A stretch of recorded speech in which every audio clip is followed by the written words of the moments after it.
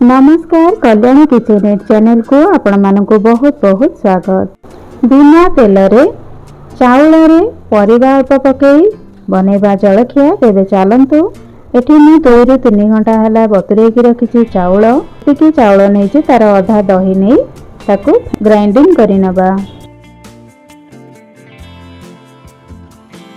तापरे अल्प लूण नै जिबा, टमाटर, धनिया पत्र, अल्प कैप्सिकम दे गोले नबा। आपण अन्य किछि परिबा भी नै परिबे जेमति कि गाजर हो पियाज हो।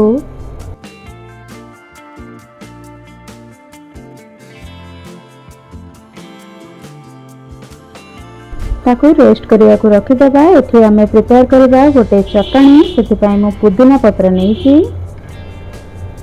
अल्प टमाटर, 2टा कंचा लंका, अदा रसुण, अल्प चीनी आउ टिके लूण। एठी जीरा लंका भाजिकी ताको गुंड करके नेछि ताको बाटे नबा।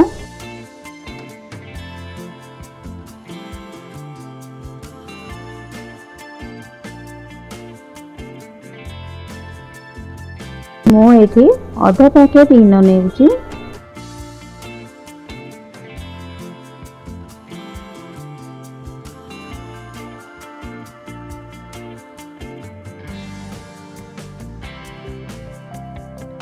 सेपटे मु स्टीम करने को गोटे कड़े ऊपर पानी थोई देइछि गरम करने को। 2टा स्टील रो ग्लास नेछि, सेतिरे आधा आधा दे देबा, पूरा फुल करबानी, टिके टिके टैप करि नबा। तापरे कड़ाई रे देखन जे मैं पानी आगुरु गरम करके रखिथिली सेतिरे ग्लास 2टा को रखी 5 ରୁ 10 मिनिट छाड़ी देबा। 5-10 मिनिट परे एठी हमर रेडी हो गलानी। तबे साइड साइड रो अल्प अल्प काटी नबा, बहुत आराम रे छाड़ी जीवो।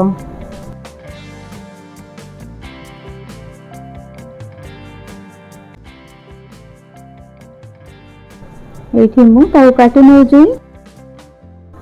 देखिल तो केते फटाफट बनी गला ये जलखिया। तापरे चटनी संगे हमें सर्व करि नबा। जदि मो वीडियो गुडी को आपन को पसंद आसुची तेबे मो चैनल को सब्सक्राइब करबा को जमारो भी भूलिबेनी। पूरा शेष पर्यंत देखिबा को धन्यवाद।